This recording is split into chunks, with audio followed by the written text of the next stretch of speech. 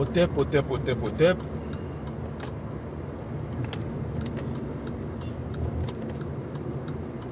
Bienvenue, bienvenue.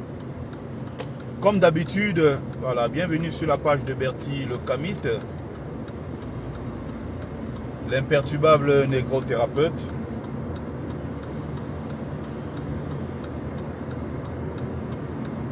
Défenseur des causes justes qui avancent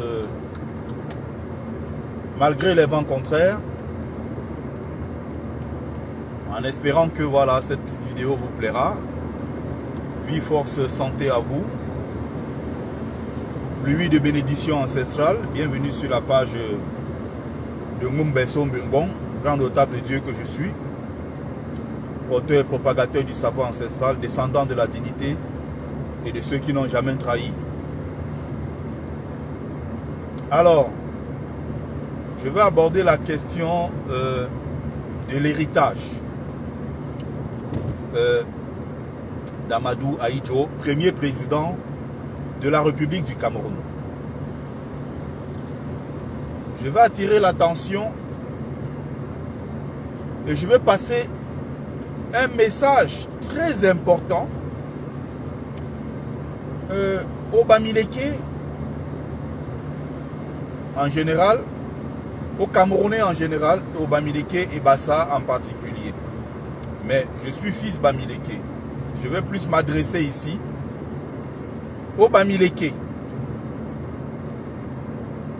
Parce que vous connaissez comment ça fonctionne au Cameroun. Si je commence à parler, je réclame quelque chose pour les Bassa, ça devient... Mais tu es qui pour parler pour les Bassa? Les Bassa ne t'ont pas envoyé parler pour eux. Les Bassa ne t'ont rien demandé. Tu es Bamileke, reste dans ton coin, parle des choses de tes grands-parents et de tes arrière-grands-parents. Laisse les Bassa tranquilles. Ils ne t'ont pas envoyé. Donc, j'ai donc cette légitimité en tant que fils Bamileke et digne fils, n'est-ce pas, notable que je suis, Bamileke, n'est-ce pas? Donc, je vais parler ici. Je vais m'adresser aux enfants Bamileke. Qui est Amadou Ahidjo? Amadou Ahidjo, c'est le tout premier président de la République du Cameroun. Tout le monde le sait. C'est celui qui a posé les bases, les jalons, comme le disait Ebenezer Ndiomore. Les jalons. C'est lui qui a posé les bases de ce Cameroun que nous voyons aujourd'hui. Il a jeté toutes ces bases-là. C'est lui qui a créé les premières entreprises nationales. C'est lui qui a bâti le Cameroun. C'est lui qui est le grand bâtisseur du Cameroun qu'on a connu dans les années 70, 80, jusqu'à ce que Biya arrive et commence à tout détruire. Amadou Ahidjo, sur le plan économique, il a un bilan, on peut dire, dans les 13-14 sur 20. Donc, il a la moyenne. Il ne faut pas que les gens oublient, parce que Ahidjo aussi a dilapidé beaucoup d'argent. Ahidjo également a mis beaucoup d'argent. On va dire qu'aujourd'hui, oui, ça sert à quelque chose. Mais il ne faut pas oublier qu'Ahidjo a englouti des milliards sur le terrain de football, Amadou Ahidjo, alors qu'il y avait d'autres priorités à cette époque. Mais on a accueilli la CAN. Aujourd'hui encore, en 2026, on joue les matchs officiels de l'équipe nationale du Cameroun au stade Amadou Ahidjo. Alors qu'on a dépensé plus de 3 000 milliards pour construire des stades au Cameroun. Et ces stades-là ne sont plus aux normes internationales.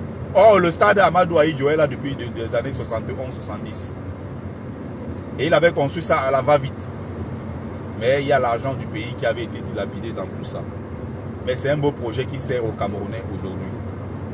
Ahidjo a également dépensé beaucoup de milliards dans la construction du palais, que vous voyez, qui est l'œuvre d'un architecte tunisien qui avait fait un travail monumental. Le palais de l'unité du Cameroun aujourd'hui, le palais présidentiel, c'est l'un des plus beaux au monde. Pas en Afrique, je dis bien au monde. Ahidjo, c'est celui-là qui a créé des industries. Ahidjo, c'est celui qui a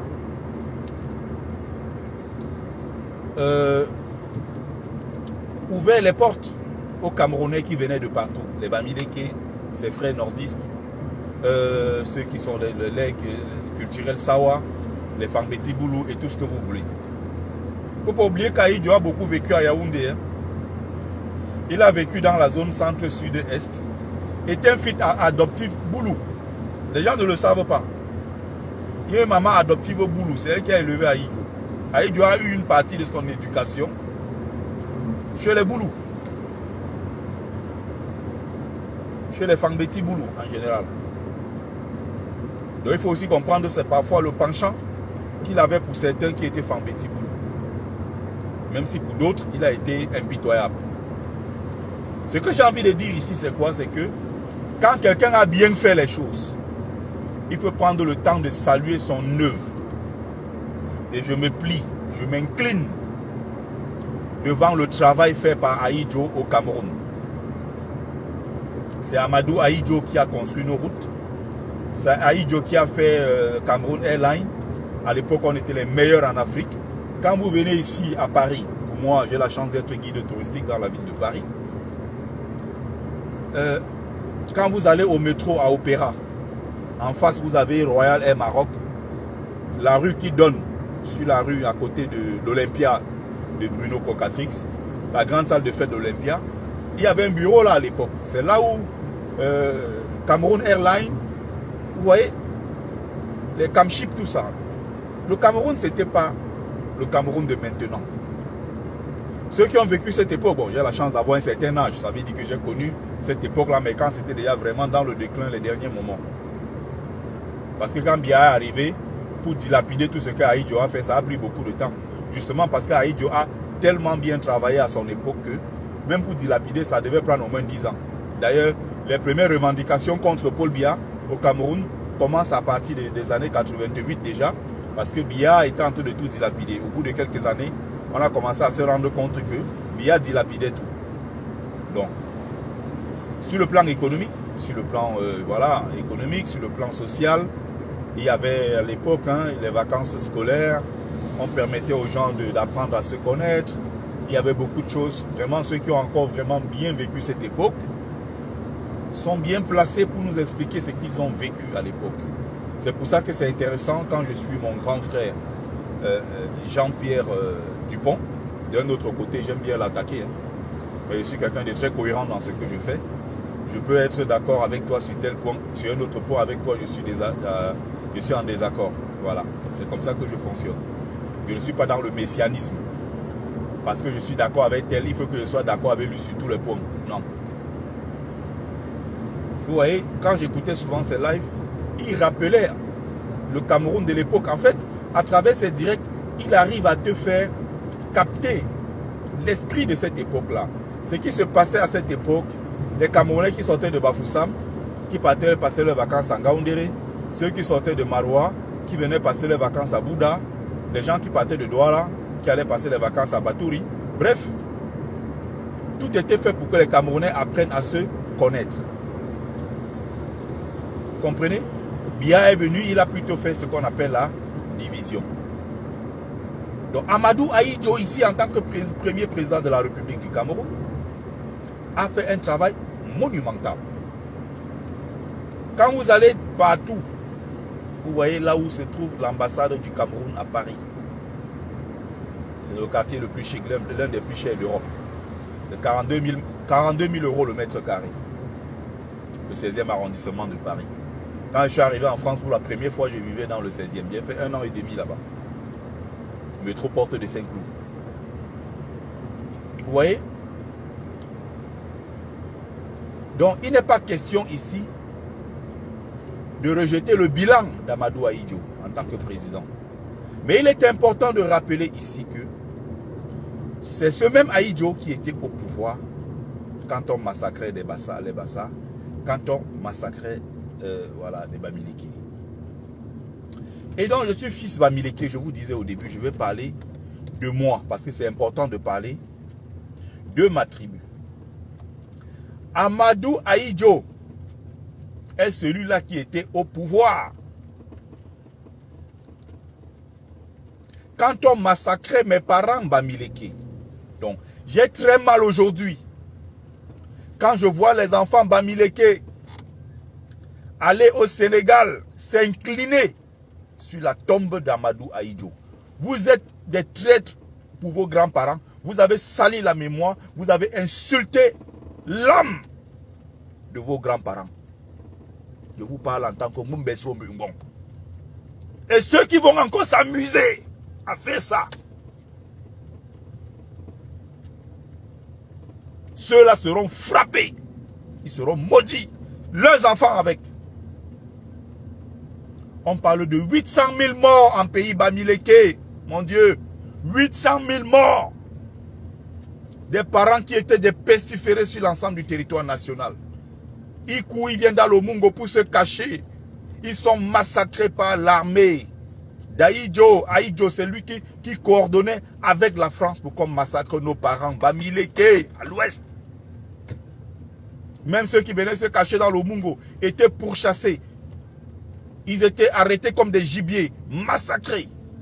Ils se courent, ils vont se cacher au sud-ouest. Ils sont arrêtés, ils sont massacrés. Nos frères, nos grands-parents, arrière-grands-parents, quand ils fuyaient le maquis à l'ouest, ils essaient de se cacher dans d'autres régions du pays. Même là-bas, on partait les cueillir. Le mot cueillir n'est pas un mot innocent. Quand vous entendez quelqu'un comme Atangandi dire que si l'autre s'amuse, le président élu du peuple camerounais, Issa Tiroma Bakari, malgré son passif. Quand vous entendez Atangandi dire que je vais aller le cueillir à Garoua, s'il s'amuse de déclarer sa victoire, le mot cueillir n'est pas un mot anodin. Je m'adresse ici aux Bamileke pour qu'ils comprennent très bien. Quelqu'un qui a été président pendant qu'on massacrait nos parents. De 1960 jusqu'à 1971, avec l'assassinat d'Ernest Wandje. Le 15 janvier 1971, le dernier grand héros est tombé. Et ça continue jusqu'à dans les années 74-75. Qui était président de la République? Amadou Ahidjo. Qui était ministre, premier ministre, Paul Biya. Ils sont tous les deux comptables de ce qui est arrivé à notre peuple. Et moi, en tant que fils Bamileke, je ne peux pas être de passage au Sénégal. Je m'en vais m'incliner sur la tombe d'un criminel qui a massacré mes parents et mes grands-parents. Non, les enfants Bamileke qui font ça, ils sont dans l'erreur. Vous pouvez arriver sur la tombe d'Ahidjo au Sénégal. C'est un Camerounais. Qu'il soit bon, qu'il soit mauvais. C'est un fils du Cameroun. Et donc, pas n'importe qui. Il était président de la République du Cameroun pendant presque 25 ans. 22 ans par là. Il y a une différence entre aller sur la tombe d'Amadou Ahidjo. Déjà, pourquoi y aller? Pour toi qui es fils Bamileke, pourquoi tu pars sur sa tombe? Ça, c'est d'un. De deux, même si tu y vas, tu peux aller sur sa tombe en tant que citoyen camerounais et tu te dis, c'est un citoyen camerounais comme moi, c'est l'ancien président de mon pays. Tu te tiens debout par respect pour son corps, par respect pour son âme, parce que c'est un être humain, en plus d'être camerounais. Mais s'incliner, ça c'est autre chose. C'est un geste que, je pense d'ailleurs que s'incliner, c'est un geste, je ne sais pas si les gens comprennent le sens. Je ne sais pas si les gens mesurent c'est quoi s'incliner sur la tombe de quelqu'un. To pay homage, to pay the last respect. Je ne sais pas si les gens comprennent la signification métaphysique de c'est quoi s'incliner comme ça. S'incliner. On parlait devant la tombe de quelqu'un, on se tient comme ça. On parlait devant la tombe de quelqu'un, on se tient debout, on respecte l'humain qu'il est, on respecte l'âme de la personne. Mais s'incliner comme ça, c'est un autre geste qui a une autre connotation. Je ne sais pas si les gens Les enfants Bamileke qui partent s'incliner sur la tombe d'Aïdjo. Je ne sais pas s'ils savent ce que ça veut dire. Vous allez aller au village demander pardon. Vous allez tous aller au village demander pardon. C'est mon berceau qui parle.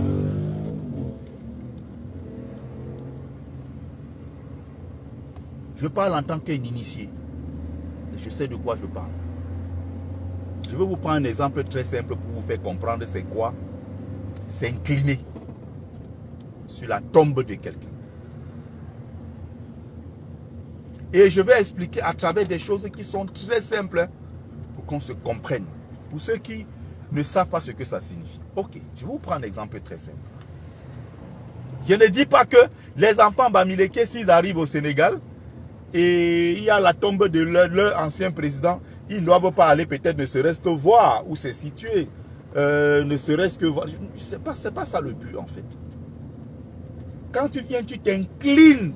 Ça veut dire que tu valides indirectement ce qu'il a fait à tes ancêtres. Ça veut dire que tu viens donner du respect, des galons. C'est un peu comme tu viens donner le café. Tu acquises, ça veut dire que tu acquises en fait. Tu viens valider ce que Amadou Ahidjo en tant que président avec la France ont fait contre tes propres grands-parents. Les enfants Bamileke doivent comprendre ce message de façon très claire. C'est Mumbeso qui parle. Et je parle depuis le ventre de l'éléphant dans lequel j'ai séjourné. Quand je parle, c'est les ancêtres qui parlent à travers moi. Ils ne sont pas contents. Faites très attention aux actes que vous posez en tant que fils Bamileke. Alors, je vous disais tout à l'heure, je suis guide touristique. Et souvent quand je fais des expositions, des excursions pédagogiques si vous voulez,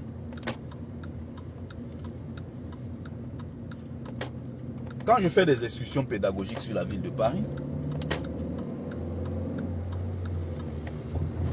vous arrivez, il y a un endroit qu'on appelle les Invalides. Aux Invalides, vous avez une très grande...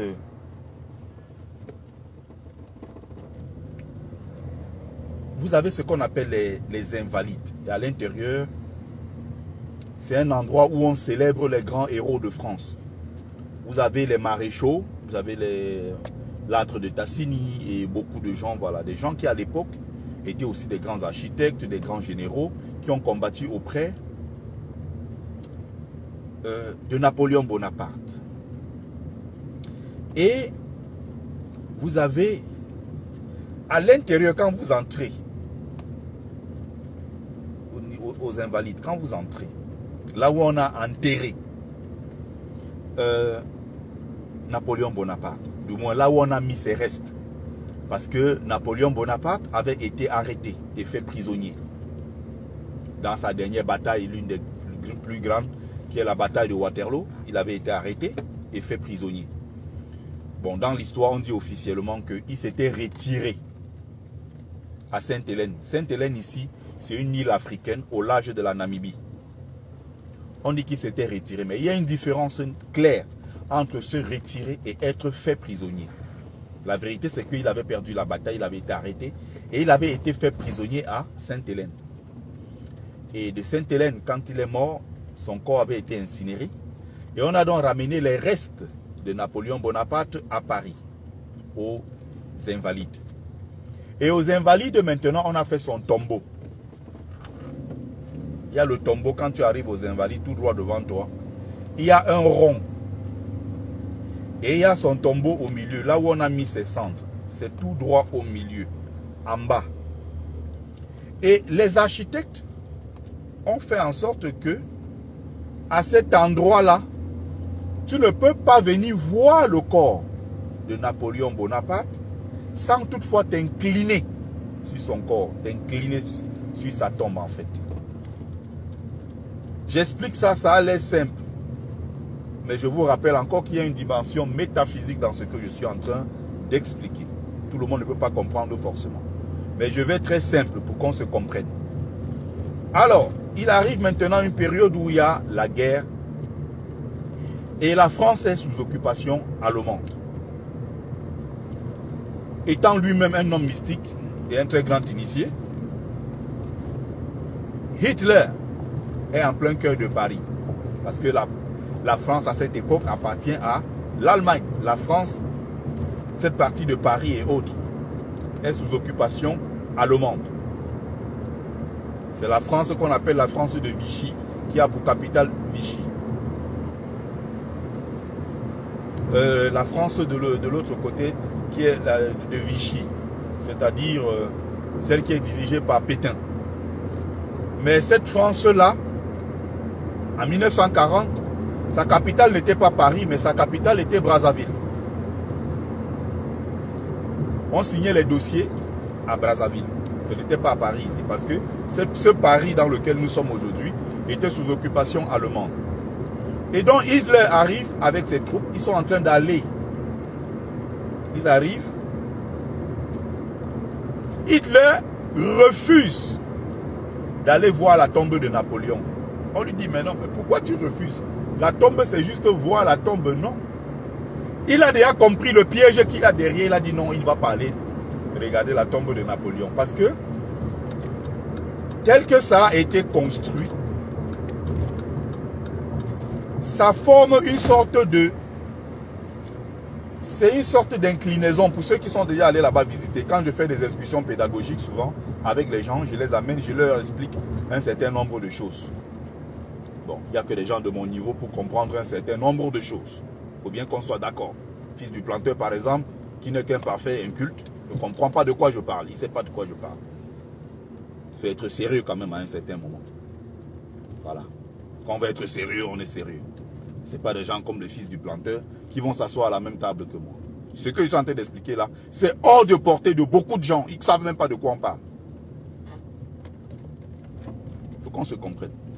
Donc pour ceux qui ont la chance d'arriver, vous allez aller aux Invalides. Vous demandez là où il y a la tombe de Napoléon Bonaparte. Il y a des journées où c'est généralement, en règle générale, voilà, généralement ils sont ouverts. C'est pas fermé. Tu arrives, tu demandes. Tu vas voir que le tombeau est là. Et pour que tu vois la tombe qui est en bas, tu es obligé de faire un angle comme ça. Et en faisant cet angle-là, obligatoirement, tu es en train de t'incliner. Tu salues sa mémoire, tu t'inclines devant la tombe de Napoléon Bonaparte. C'est pour ça que les gens d'un certain niveau, quand ils arrivent, on dit aller visiter la tombe, ils s'arrêtent avant. Parce que s'incliner comme ça pour regarder sa tombe, c'est validé, c'est acquis. Ça a un certain nombre de pouvoirs. Ça a une portée symbolique, mystique, tout ce que vous pouvez imaginer. Mais beaucoup ne comprennent pas de quoi on parle. Donc, je prends le temps de bien expliquer pour qu'on se comprenne. Pour que les gens comprennent ce que ça signifie. Donc, je crois que j'ai très bien expliqué. Le bon pédagogue que je suis, j'ai pris le temps de bien expliquer. Et je suis allé prendre un exemple en France pour que les gens comprennent c'est quoi l'acte, cette action-là de comme ça s'incliner. Ça signifie beaucoup de choses. Il faut donc faire très attention. Aux enfants bamileke qui vont au Sénégal s'incliner sur la tombe d'Amadou Ahidjo. Il était bon, il était mauvais, c'est un fils du Cameroun. Le Cameroun, c'est chez lui. Et on doit ramener son corps au Cameroun. On doit construire un panthéon des héros, des gens qui se sont battus et tout le reste. On doit construire vraiment un panthéon national. Des gens qui se sont véritablement battus pour la libération du Cameroun. Mais en tant que Camerounais d'abord, et en tant que fils bamileke en particulier, tu ne dois pas oublier que celui qui a massacré tes grands-parents et causé tous ces désastres-là s'appelle Amadou Ahidjo. Et à côté, la France. C'est vrai que c'était un exécutant. Mais il pouvait dire non. Il a humilié Ernest Ouandié, comme il a humilié beaucoup d'autres, des centaines de milliers de bamileke qu'il a massacrés. Il ne faut jamais l'oublier. Un dernier point pour clore, n'est-ce pas, voilà. Je m'adresse ici pour que les gens comprennent très bien. Le même Amadou Ahidjo qui disait Ernest Ouandié, je le respecte, mais je vais le tuer. Je dois finir avec lui. Il a fini avec Ernest Ouandié. Et avant ça, il a humilié Ernest Ouandié. Il a demandé de rédiger une lettre. Ernest Ouandjé a rédigé la lettre. On s'attendait à autre chose. Ahidjo a dit je vais le livrer. Il a livré et on a fini avec lui. Et Ahidjo le disait étant froid. Alors qu'on a supplié Ahidjo en lui disant ne tue pas Ouandjé. Il a dit je le ferai. Pompidou avait donné l'ordre. Je viens au Cameroun dans quelques jours. Avant que je n'arrive, il faudra qu'on ait terminé avec le dossier Ouandjé. Il a été exécuté froidement. Le même Ahidjo ne s'est pas plaint. C'est pour ça qu'il est très important d'entrer dans l'histoire pour expliquer les choses à nos jeunes frères. Je ne parle pas ici à toi, l'ancien, à toi qui connais déjà beaucoup de choses. Non. Je m'adresse ici aux jeunes générations. Je m'adresse à nos frères qui ne comprennent pas de quoi on est en train de parler. Et qui peut-être naïvement demain vont aussi se lever. Peut-être ils seront de passage au Sénégal. Ils vont aller s'incliner sur la tombe d'Ahidjo. Sans savoir qui est Ahidjo, ce que Ahidjo a fait contre leurs propres parents. Donc il faut faire très attention avec ce sujet. Amadou Ahidjo, n'oubliez pas, lisez l'ouvrage de Jean-Frédéric Fenkam,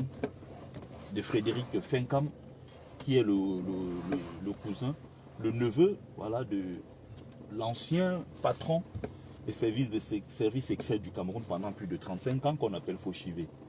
Frédéric Fenkam, quelque part dans son ouvrage, explique ceci. Amadou Ahidjo était très remonté quand il a appris que il y avait Gilbert Tsongi, l'ancien vice-premier ministre. Il a été ministre de la Défense et tout ça. Quelqu'un qui est du clan des Essingans, qu'on appelle Gilbert Tsongi Hans. Quand il était en train donc imaginez, hein, le même Ahidjo qui ne s'est pas plaint, n'est-ce pas? Ahidjo qui ne s'est pas plaint quand on massacrait les Bamileke. Il était d'ailleurs l'instigateur, il était celui-là, bonjour mon frère Étienne Noubi, celui-là qui donnait des ordres, celui-là qui demandait de lui rapporter les bilans de tout ce qui s'est passé à l'ouest et tout le reste. Il rendait compte au maître, au colon, la France, pour garder son pouvoir. C'est ce qu'il a fait pendant plus de 25 ans. Il y a à l'époque quelqu'un qui va commettre des massacres très graves au Cameroun, un Français au nom de Georges Métrier, qui va par la suite se rendre au Togo. Il va continuer les massacres là-bas contre des frères africains du Togo.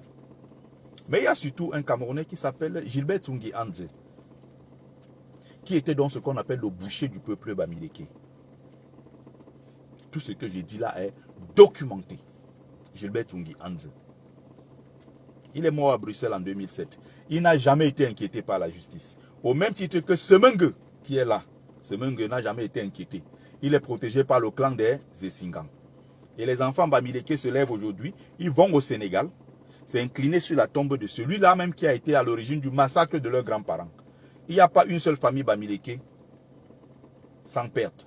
Il y a des enfants qui sont partis, qui ne sont plus jamais revenus. Beaucoup ont été massacrés. D'autres sont devenus fous. D'autres sont devenus ceci. Tout ce désastre qu'on a causé à notre peuple. Ahidjo était le donneur d'ordre. Et donc, quand Amadou Ahidjo maintenant perd le pouvoir, quand Amadou Ahidjo se retrouve en exil, et il y a le faux coup d'État d'avril 84, du 6 avril 84, Amadou Ahidjo est appelé. Et on lui demande. Parce que les gens pensaient que c'est Ahidjo qui avait organisé le coup d'État. Ahidjo dit que non, il n'est pas au courant de ce qui est en train de se passer. Mais si ce sont ces hommes, il est sûr que ces hommes vont gagner. Et il apprend. Et il est très choqué. Et il menace en disant, attention. Encore Gilbert. Gilbert est en train de massacrer. Pourquoi? Parce que le même Gilbert qui était à l'origine des massacres, il était préfet en Konsamba à l'époque, dans les années 63 et tout. Konsamba qui est le fief encore, dirigé par les Fangbeti Boulou. C'est juste une parenthèse. Voilà une ville, ça fait plus de 70 ans en Konsamba. Tous les préfets et sous-préfets sont Fangbeti Boulou. Il n'y a qu'une seule fois où on a pris Kaifon Pefura, qui était un Bamoun. On a mis là-bas un an, quelque chose, après on l'a chassé. Tous les gens qui sont là-bas, Fangbeti Boulou. Voilà comment le Cameroun est dirigé. Donc Ahidjo, qui ne se plaignait pas. Ahidjo qui ne se plaignait pas quand le même Gilbert Tsungi Anze massacrait les Bamileke. Le même Ahidjo maintenant va se plaindre en disant, mais Gilbert a encore osé faire ça. Cette fois-ci, il va le payer. Parce qu'il a fait ça à un peuple qui n'oublie pas. Écrivez ça. Ce que je suis en train de dire là, c'est très important. C'est Mumbeso Mbungbon qui parle. Et là, je lève le niveau. Parce que là, maintenant, c'est la fusée qui est en train de monter. Ce n'est pas le niveau des fils du planteur et tous les autres. Ils ne comprennent pas de quoi je suis en train de parler.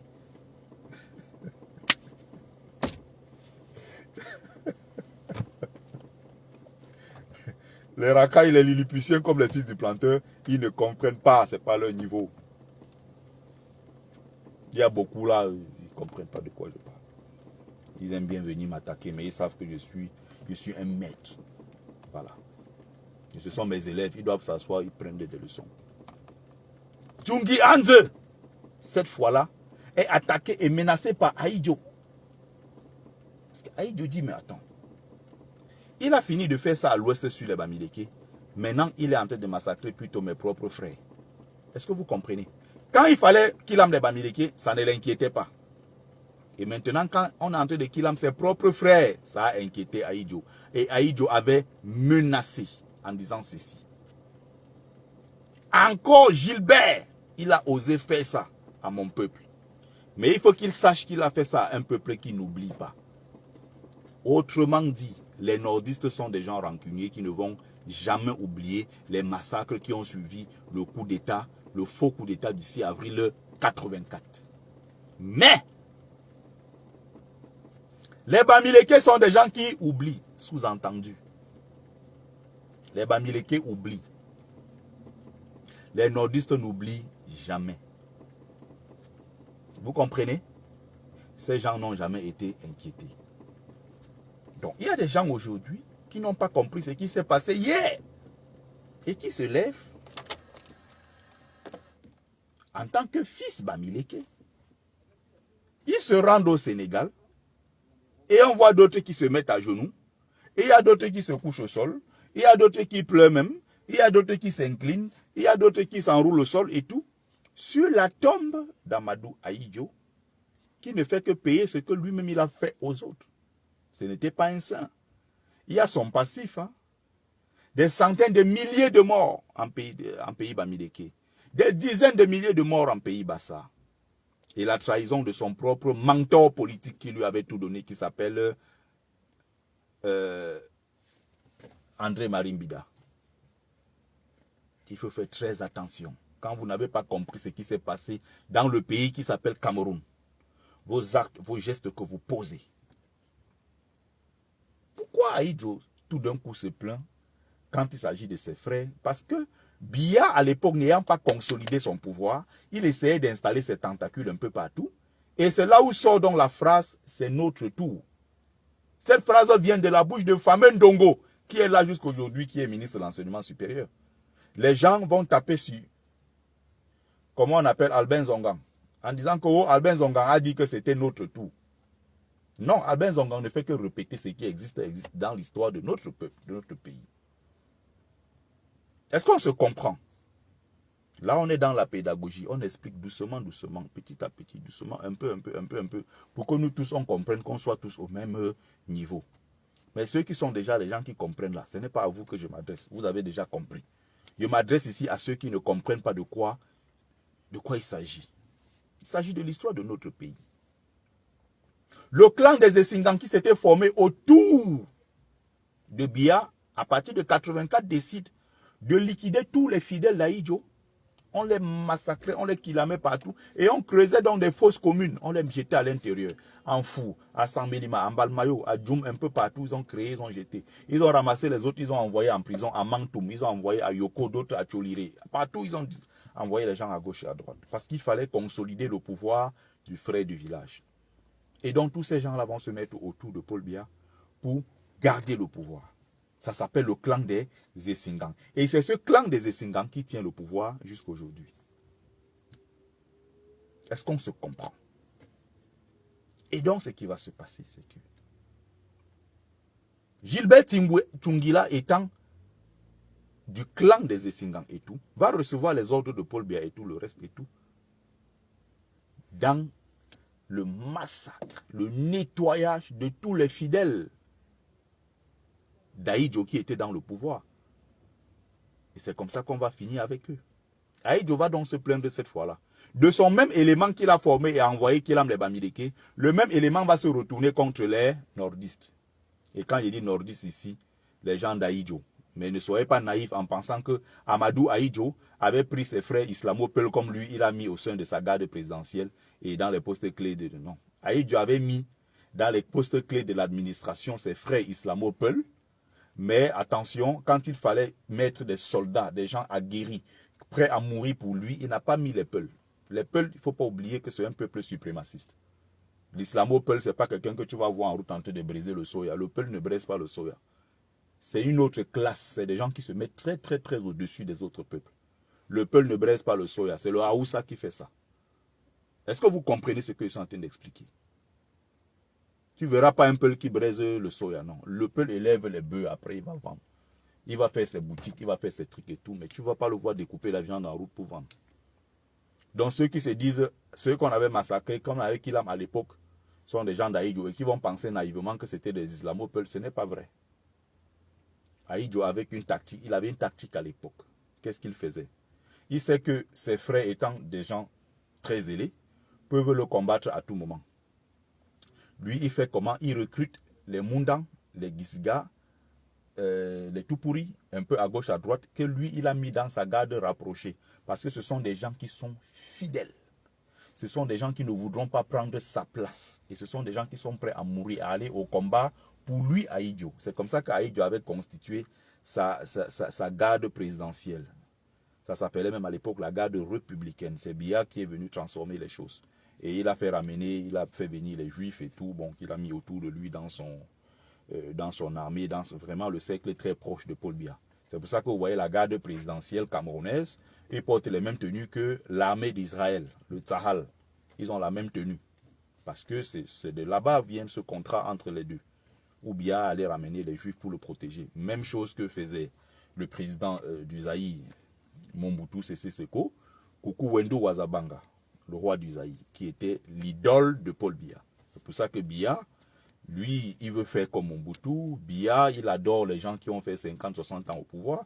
Ça a toujours été son rêve. C'est pour ça que Biya a travaillé à rester au pouvoir le plus longtemps possible. Donc, une fois que j'ai expliqué ça, j'espère que les Bamileke ont très bien compris de quoi je suis en train de parler. Tu n'as pas à aller au Sénégal t'incliner sur la tombe de quelqu'un qui a été à l'origine du massacre de tes grands-parents. Et tout ce que nous subissons aujourd'hui en tant que Bamileke, Ahidjo est à l'origine. Plus de 800 000 morts. Donc, c'est des parents qui sont partis, c'est des enfants orphelins, c'est des langues qui se perdent, c'est la culture qui se perd. Parce que les gens pensent tout simplement qu'un être humain est mort. Non. Quand un être humain meurt, il part avec une culture, il part avec des connaissances, il part avec une langue, il part avec plein de choses. C'est-à-dire que ce sont des locuteurs de ces langues-là qui meurent. Donc, voilà le travail d'Amadou Ahidjo.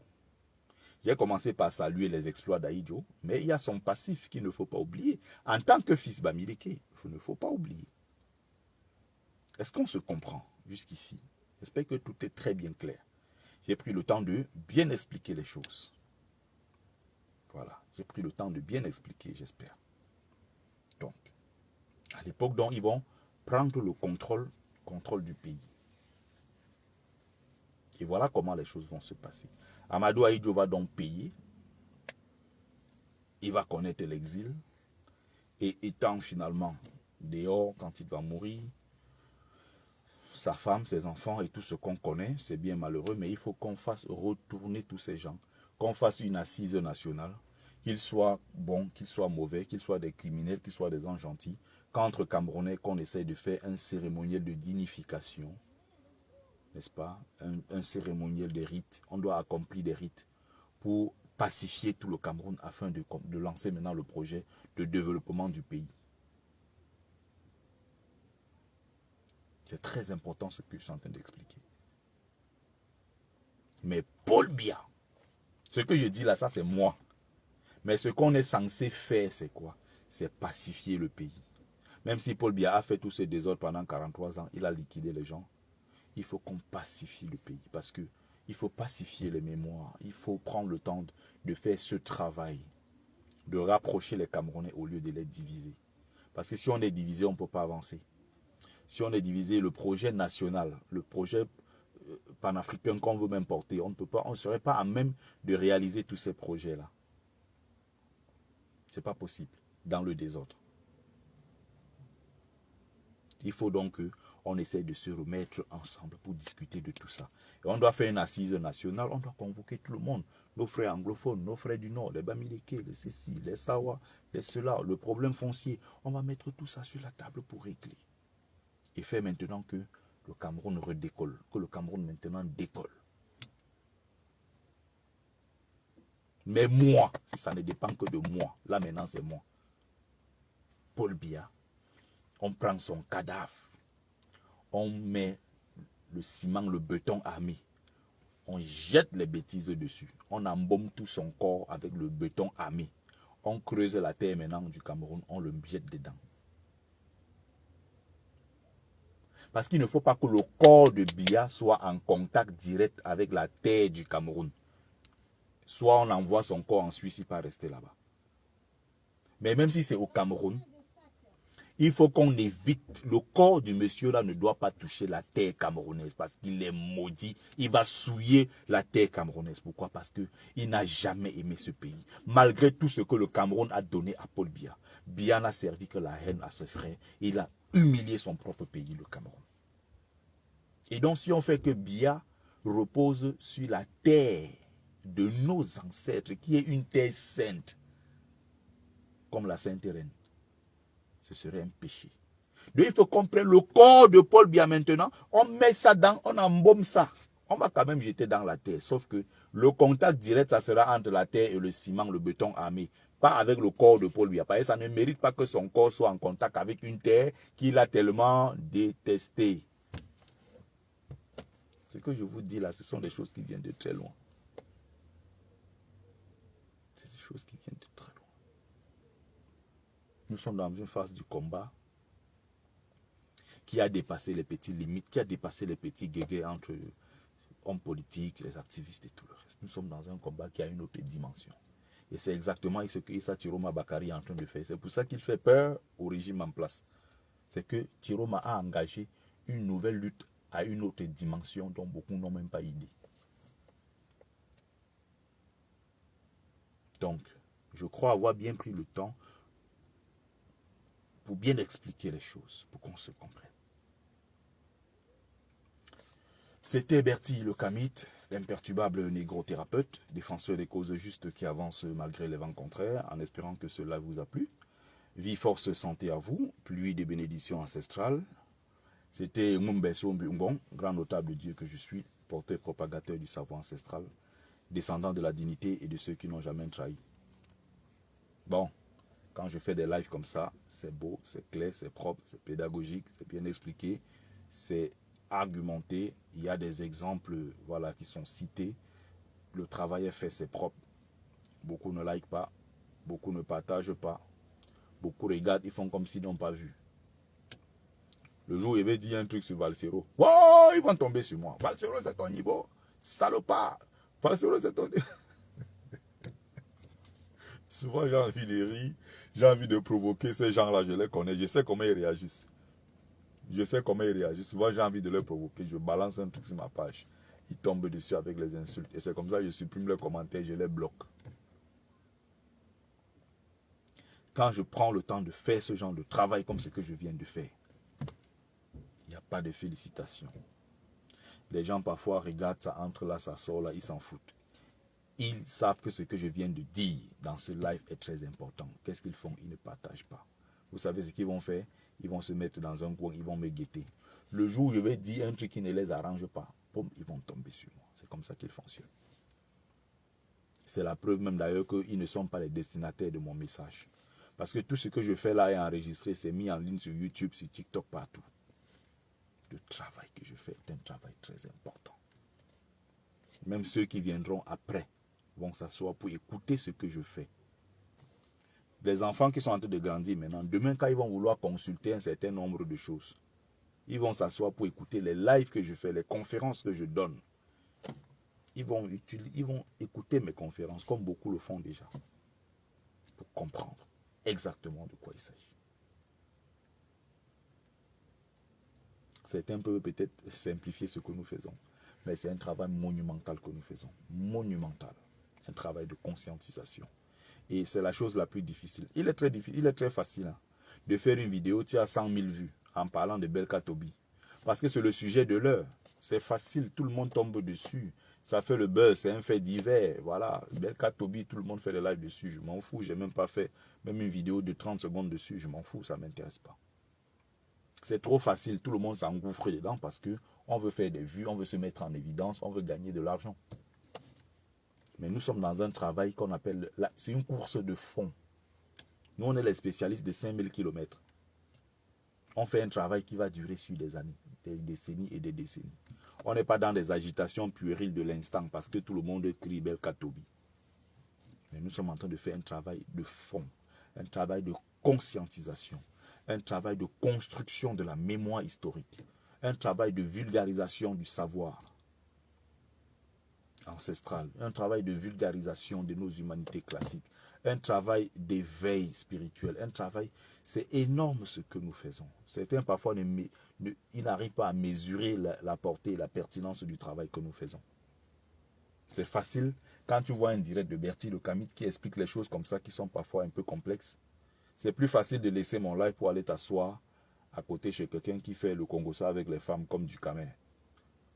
Du Kamer, c'est quoi? C'est une femme dans un corps d'homme. Il est assis avec les femmes sur les panels. Voilà. Il bavarde ses bêtises et tout. Ils ont mis 500 personnes, 300 personnes. Il est content parce que la femme de Calibri a fait ci. Chez là, je ne sais plus quoi. Étoile Crébienne a fait ci. Bon, il bavarde, il bavarde. Comment on appelle le mari de Oshiga là. Voilà. Ahmed Kamer a fait ci, il a fait ça. Ça tourne comme ça parce que c'est ce qui plaît au sens tout de suite émotif. C'est très émotif, c'est léger, ça coule. C'est plus facile de cliquer sur un truc comme ça et rester longtemps. C'est plus difficile de t'asseoir dans un live comme celui-ci où il y a peut-être 12-15 personnes au moment où je suis en train de parler. Parce que c'est beaucoup plus complexe. C'est quelque chose qui va t'aider dans 10, 15, 20 ans, tout le restant de ta vie sur Terre. La construction de la mémoire, de cette conscience historique. C'est un travail qui est très long. C'est un travail qui est même ingrat. Les gens vont même t'insulter. Ils vont te dire, mais tu fais quoi là sur la toile? Tu sers à quoi sur la toile? Il n'y a que les connaisseurs. Les gens qui comprennent le sens de la lutte que nous menons, qui vont dire, ah, ce gars, il est pertinent, c'est d'un autre niveau. Mais il y a des gens qui sont naïfs, qui vont se baser sur les vues. Ils ne comprennent pas le sens du travail que nous menons. Ce n'est pas une question de vue. Ce n'est pas une question de vue. Vous allez voir, par exemple, vous aurez 2 gardiens de but, par exemple. Vous avez un gardien de but qui est très, très spectaculaire. Et vous avez un autre gardien de but qui est un gardien d'anticipation. Si je veux prendre l'exemple d'un gardien un gardien fort dans les anticipations, vous avez Iker Casillas en tant que gardien de but. Si on veut prendre un gardien qui est un peu spectaculaire, c'est un peu les gardiens comme on a eu à une certaine époque, les Chilaver, le gardien du Paraguay. On a eu aussi des gardiens un peu agités. Il y en a quand même, il y avait un là au Real de Madrid aussi. Des gardiens un peu agités qui sont beaucoup plus dans le spectacle. Vous voyez? Quand on tape un ballon, il laisse le ballon aller vers l'angle et il prend le temps de... En fait, il laisse le ballon passer. Il fait comme ça 1-2 pas en arrière et il claque le ballon. Quand il claque le ballon, il tombe. Tout le monde crie. Non, ce gars est trop fort. Le gars est spectaculaire. Et c'est le football que les femmes aiment. Parce qu'il a claqué comme ça, il est tombé. On dit, wouh, le gars là est trop fort. Le gardien là, c'est le meilleur. Pourquoi on ne le met pas au stade? Le gardien là, il est bon. Oh, il a claqué tel ballon. L'autre jour, il était monté. Il a pris tel ballon à sec. Il est descendu, ceci. Ceux qui sont des amateurs, ceux qui sont des émotifs, des agités, qui ne comprennent pas c'est quoi le poste de gardien de but, vont se dire, Le meilleur, c'est tel parce qu'il est spectaculaire. Mais les techniciens, les sportifs qui savent c'est quoi le poste de gardien de but, vont te dire que non, le meilleur, c'est Iker Casillas. Le meilleur, c'est le gardien qui ne fait pas des claquettes, qui ne fait pas des parades à gauche, à droite et tout, mais c'est un gardien d'anticipation. Ça veut dire le même ballon, au lieu de laisser 1-2 pas en arrière pour faire une claquette spectaculaire, tout le monde applaudit. C'est quelqu'un qui va plutôt, il va faire 1-2 pas, il va reculer avant, c'est-à-dire qu'il va anticiper. Et il va prendre le ballon devant lui comme ça à sec, il va relancer sur le côté. Il va relancer rapidement sur le côté. Et il va faire avancer tout un bloc. C'est un peu comme un joueur, il est au milieu de terrain, il prend un ballon. Au lieu de sortir le ballon directement là-bas sur le milieu du couloir ou le latéral qui est passé sur la corde à droite, au lieu de lancer comme ça directement, lui il prend, il fait semblant d'envoyer là-bas, il met un petit pont et il ressort le ballon de ce côté. Or, le joueur est déjà passé sur la corde, il est parti, le latéral est parti depuis. Il attend le ballon pour centrer. Toi, tu fais semblant, tu mets le petit pont. Le naïf, l'amateur va applaudir parce qu'il a fait un petit pont. Sauf que le petit pont que tu fais, tu es en train de casser le latéral qui est parti. Tu as tué le jeu. Là, il faut encore reprendre à zéro. Un coach qui est exigeant, le prochain match, tu n'entres plus au stade. Où il va te remplacer, il va mettre quelqu'un d'autre rapidement. Les gens qui regardent au football, qui sont des naïfs, qui ne savent pas c'est quoi, ils vont se dire, mais le coach là est méchant. Non, le coach n'est pas méchant. C'est que tu passes le temps à casser le jeu. Il y a un gardien qui va voir un ballon, au lieu de faire une parade, il va anticiper, il va prendre le ballon étant debout, à sec. C'est comme un libéro, un défenseur central. Il va anticiper. C'était mon style quand je jouais au football. Je peux finir un match, tu ne me vois pas tomber, m'enrouler au sol. Moi, j'anticipe. Le ballon vient, tac, je récupère, je sors sur le latéral. Je prends le ballon, tac, je tape sur le milieu de terrain, je sors avec lui. Soit je sors un coup de pied de l'autre côté.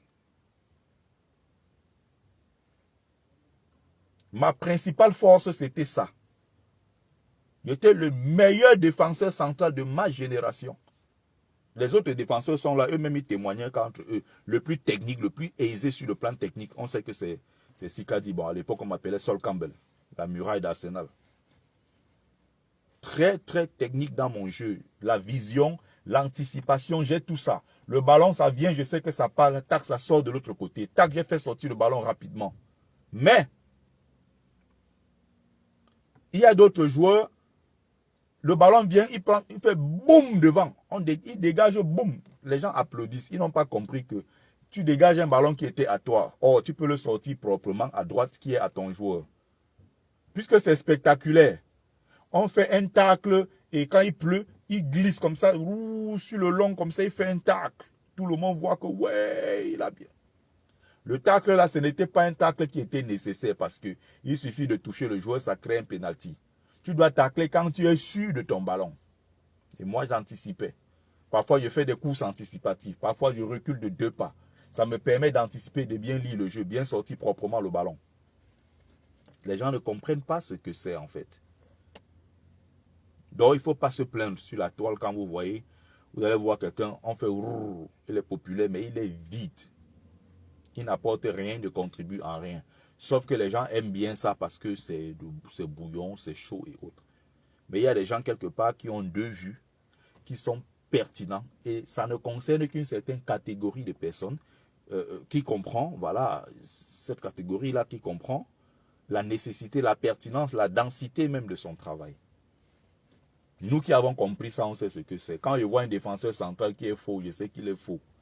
Quand je vois un activiste qui est faux, il te dit que celui-là, c'est la poudre de perlimpinpin. Il est juste là pour agiter les foules. Il te voit un milieu de terrain, il te dit que celui-ci, il est bon. L'autre là, c'est un agitateur. Il court avec le ballon à gauche, il court. Il y a des joueurs, ils prennent le ballon, ils courent comme des fous au stade. Tout le monde applaudit parce qu'il a fait 2 ponts. Les petits ponts, il a fait des trucs, ce qu'on appelle les baptêmes. Il a fait aile de pigeon, aile de moineau, il a tourné. Tout le monde est content parce que c'est spectaculaire. Mais à côté, il y a un joueur qui était bien placé, qui attendait le ballon pour mettre au fond du filet. Tu as passé le temps à t'embrouiller. Résultat, l'équipe va perdre plus tard. Et ceux qui comprennent savent que le joueur qui est le mieux placé, tu lui donnes le ballon. C'est pour ça qu'il y a une différence entre des coachs qui s'embrouillent et des vrais coachs de football. Donc nous, on sait ce qu'on vaut. Ce n'est pas pour rien que quand nous, on parle de certains, quand ils veulent un peu s'agiter, on leur dit, hey, calmez-vous. Nous savons qui nous sommes. Voilà. Bon, je crois avoir dit l'essentiel. Merci à ceux qui ont pris le temps, n'est-ce pas, de m'écouter. Merci à vous et très bonne soirée. J'espère que vous avez aimé, j'espère que vous avez également partagé. Alors, très bonne soirée à tous et à toutes. Merci.